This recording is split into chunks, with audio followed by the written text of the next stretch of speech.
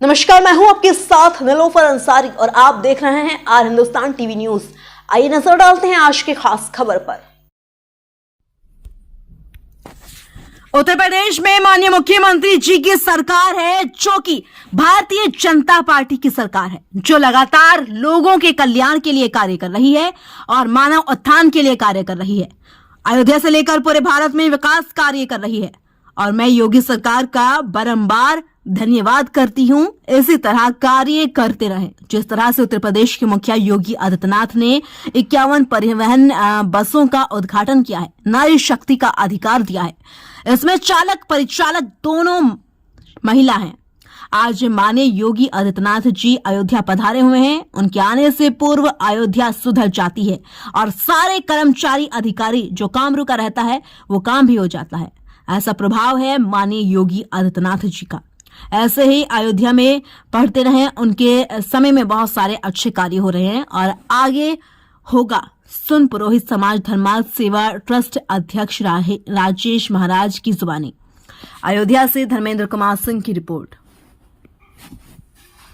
श्री माननीय योगी जी महाराज जी ने श्री जानकी मैया की कुल देवी, जनक धाम की कुल देवी, जो स्वयं गौरी के रूप में अयोध्या में विराजमान है, छोटी देवकाली में दर्शन करके और माता जी का आशीर्वाद प्राप्त किया है।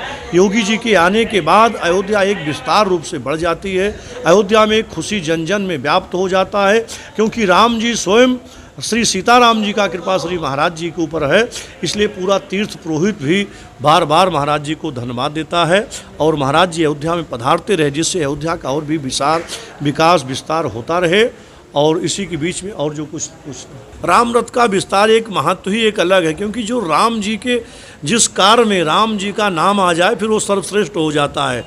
चाहे मानव हो, चाहे पशु पंछी हो, चाहे जीव हो, चाहे आकाश पृथ्वी, जो भी, क्योंकि राम नाम ही एक सत्य है और राम रथ के नाम से जो भी आ रहा है वो बहुत ही उत्तमीय और बहुत ही सुंदरीकरण अयोध्या भ्रमण के लिए, अयोध्या राम घाट से लेकर के और गुप्तार घाट तक जो भ्रमण राम रथ पे करेगा उसका भी सौभाग्य रहेगा। और जिस प्रकार से अयोध्या का विस्तार विकास माननीय श्री योगी जी करा रहे हैं, बहुत सी सराहनीय कार्य है, क्योंकि अयोध्या में सरजू बहाएं दूध की धारा, मूर्ख जाने पानी है। यह माँ दूध की धारा है, अमृत के समान माँ सरजू जी हैं। ये भगवान विष्णु के नेत्र से आई हैं। नेत्रजार सरजू वशिष्ठी राम गंगे कहा जाता है, क्योंकि भागीरथी जी ने गंगा जी को लाया, जो भगवान विष्णु के चरणों से आई हैं। और माँ सरजू स्वयं भगवान विष्णु के नेत्र से आई। नेत्रजार सरजू वशिष्ठी राम गंगे हैं।